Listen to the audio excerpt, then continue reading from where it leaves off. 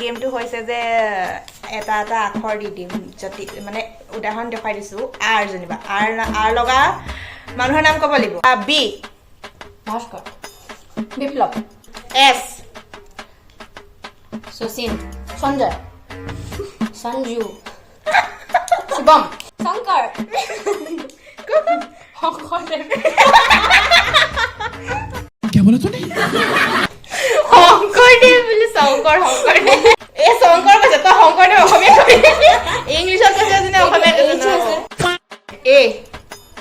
অৰ্ণৱ অনুপম অংকিত সংঘাত লোৱা নাইকিয়া